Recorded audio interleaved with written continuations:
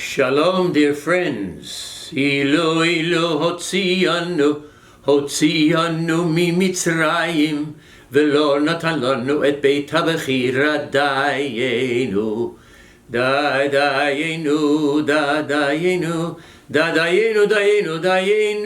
beit habechira, beit hamikdash.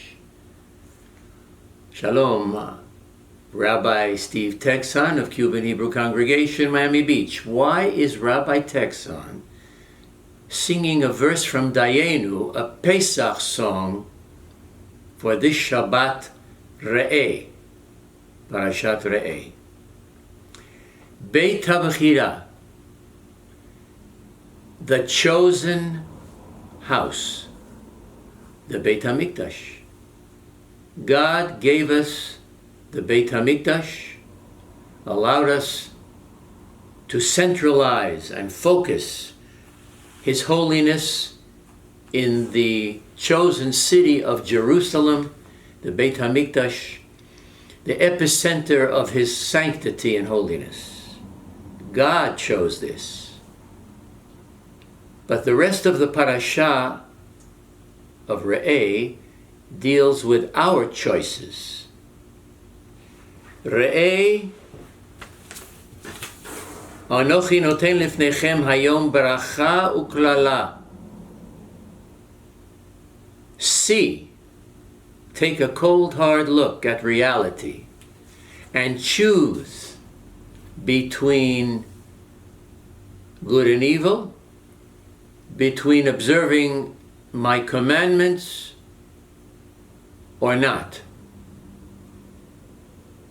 There will follow reward and punishment. Choose well. Later in Parashat Nitzavim, we are told specifically, Uvacharta b'chayim, choose life. Choose life that you may live. And the blessings and the curses of the Jewish people will be proclaimed on Mount Gerizim and Mount Ebal when the people cross over into the land of Israel. The details of the blessings and the curses will be in Parashat Ki Tavo a few weeks from now, also in the book of Devarim, as we prepare for Rosh Hashanah and the high holidays. And this Shabbat, Parashat Re'eh, we will bless the new month of Elul, the month of preparation for the high holidays. Elul, Ani Lidodi Vidodi Li, the Rashi Tevot. The initials of the month of Elul, where we reconfirm our love relationship with God and draw closer to Him. Taken from Shir HaShirim, Ani Lidodi Vidodi Li. So the temple will be established and chosen by God. This is a parasha of choosing. You know, there's a phrase, decisions, decisions, decisions. Choices, choices, choices. All of life is a choice, and there are consequences. We make good decisions, we make bad decisions. That's why we have a Yom Kippur, because the bad decisions we want God to erase and forgive us, that we can start afresh and start anew and be cleansed. That's the purpose of Yom Kippur and the high holidays. So the temple will be established, the place where God will dwell and make His name great. The people will bring the sacrifices. And it was forbidden to make sacrifices in any other place. And animals that were slaughtered in other places were not designated as their sacrifice, but their meat could be eaten, and the blood would be drained. But in the temple, the blood of the sacrifices were poured on the altar, sprinkled on the altar. That was holy blood. We're forbidden, as we know, in Judaism, to drink blood, because hadam hu achayim, the blood is life, and we honor blood.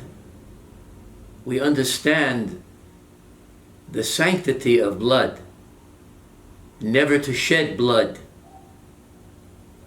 foolishly. I mentioned before the word re'eh, the name of the parasha, see. In the past parshiot of Devarim, we are more or less commanded to hear, to listen.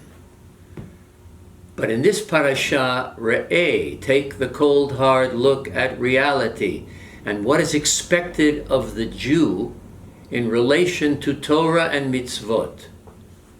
And, as I mentioned, the consequences. What will they be for not following the mitzvot? As we prepare for the high holidays, all the senses are brought into play here. The five senses: hearing, seeing, touching, smelling, feeling. And you know, when we get into the holidays, we literally have commandments to smell and to feel, like on Sukkot, the fragrance of the etrog, and Simchat Torah, the touching of the Holy Torah, embracing the Torah. These high holidays will be very different this year, where physical proximity will not be permitted, except with social distancing and wearing of a mask.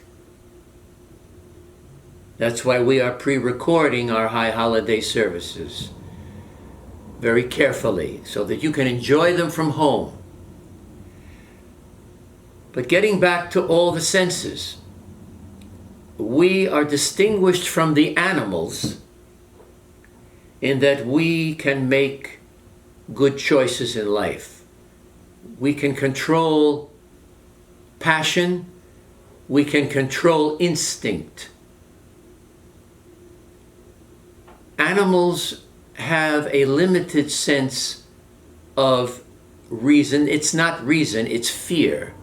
An animal knows when it's in danger. An animal can sense security, and an animal can sense fear. An animal can sense when the prey is afraid or confident. But nothing like a human being who can reason and rationalize. But even animals have some sense of fear, but it's not rationalization, it's fear and instinct.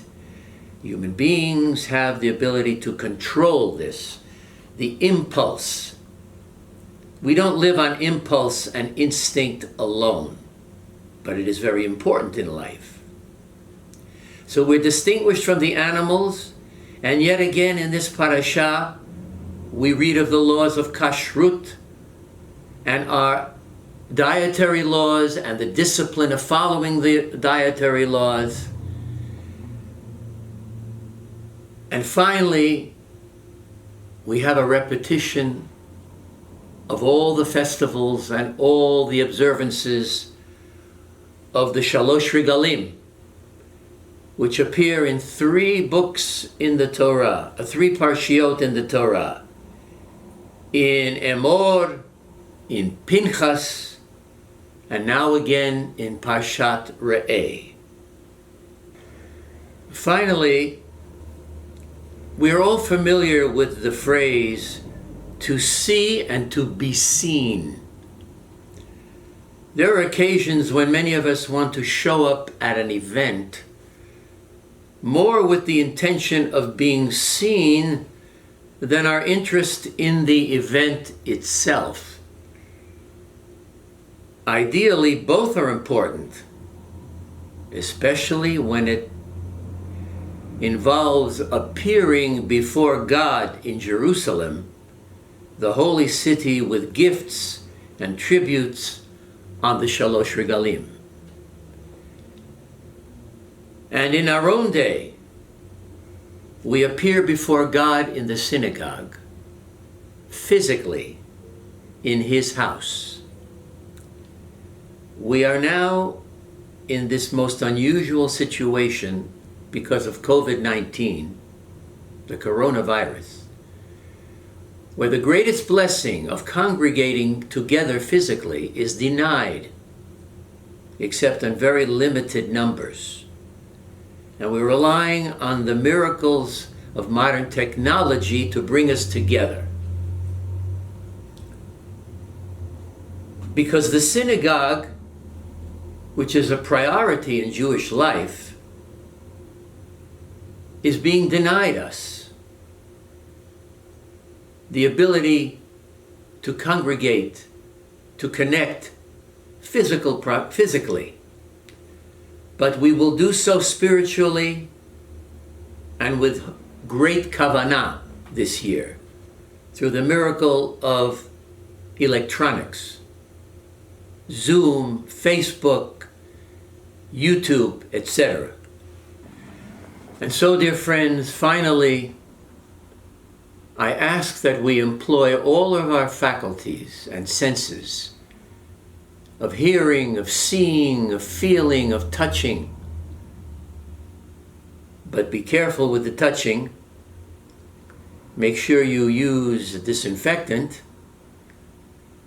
Employ all these faculties as we prepare for the holiness and the beauty of the high holidays, to bond together spiritually and virtually through the miracle of the technology, and be comforted, as this is the third Shabbat of comfort leading to high holidays, where the prophet Isaiah tells us to be calm and comforted, even though we may be storm-tossed. Restore your calm. Be comforted, be consoled, and renew the dedication to our faith, and look forward to the greatness of the high holidays, where we will be together virtually. Amen. Shabbat Shalom.